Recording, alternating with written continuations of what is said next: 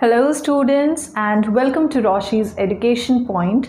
Today we are doing with your class 3 chapter 1. The name of the chapter is Recapitulation. Exercise 1 we were doing and today is the last lecture because इसके बाद ये वाला chapter आपका finish होने वाला है.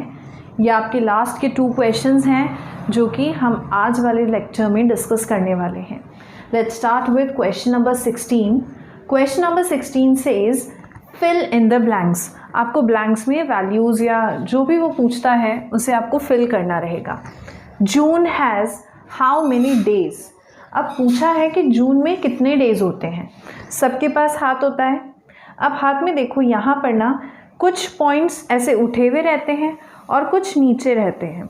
तो जो नीचे रहते हैं ना दैट मीन्स वहाँ पर 30 डेज़ हैं और जो ऊपर है उसका मतलब है वहाँ पर 31 डेज़ हैं. अब हम चलते हैं जनवरी से. जनवरी, देन फरवरी नीचे, मार्च ऊपर, मई नीचे. समझ आ रहा है? जनवरी, फरवरी, मार्च, अप्रैल, मई, जून. जून नीचे आ रहा है. अगर जून नीचे आ रहा है दैट मीन्स जून में होंगे 30 डेज़. अगर ये आपको फिंगर वाला समझ में नहीं आए ना तो आप ऐसे लर्न करो. यहाँ पे देखो जनवरी है हमारा मंथ.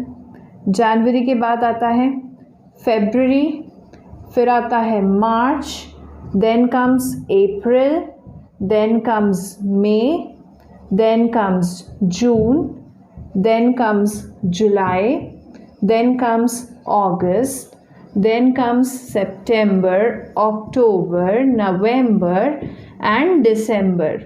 अब यहाँ पर देखो जनवरी में आपके पास रहेंगे 31 से चालू होगा, फिर यहाँ पर आएंगे 28 days, then again 31, then 30, 31, then 30, 31 and 31.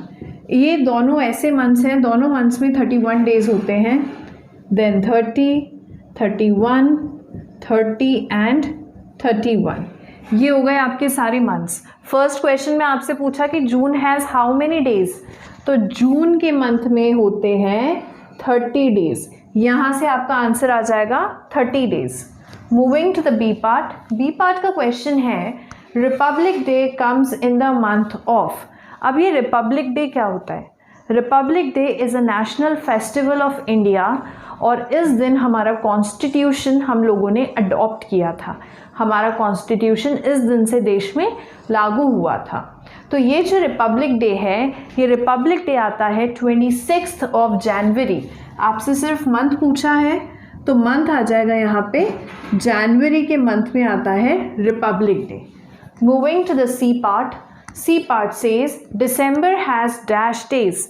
दिसंबर में कितने डेज होते हैं? आ जाओ, यहाँ पर आपने ऑलरेडी बना रखा था. सो दिसंबर हैज़ 31 डेज.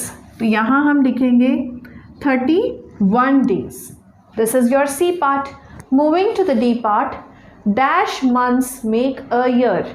Year का मतलब एक साल. एक साल में कितने months होते हैं? काउंट कर लेते हैं. 1, 2, 3, 4, 5, 6, 7, 8, 9, 10, 11 and 12. इसका मतलब 12 months होते हैं. 12 months होते हैं. That makes a year.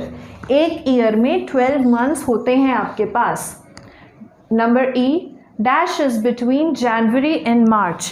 वो कौन सा महीना है जो कि जनवरी और मार्च के बीच में आता है? देखते हैं. जनवरी ये रहा मेरा और मार्च ये रहा.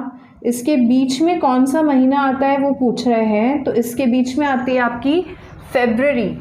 सो February is between January and your March. This is the E part. Now moving to the F. Dash comes after October. After मतलब इसके बाद. अक्टूबर के बाद कौन सा मंथ आता है? ये रहा अक्टूबर. अक्टूबर के बाद. अक्टूबर के बाद आता है आपका नवंबर. So November comes after अक्टूबर. या आपको मंथ्स लर्न होने चाहिए. मंथ्स में कितने डेज होते हैं वो आपको लर्न होने चाहिए. Then only you will be able to solve all the questions. Moving to the G part. Today is Monday. Yesterday was. Yesterday मतलब कल क्या था? अगर आज मंडे है, अब अगर आज मंडे है तो कल क्या होगा? ये तो हमने मंथ्स देखे थे, डेज देखेंगे हम। Sunday, Monday, Tuesday, Wednesday, Thursday, Friday, Saturday.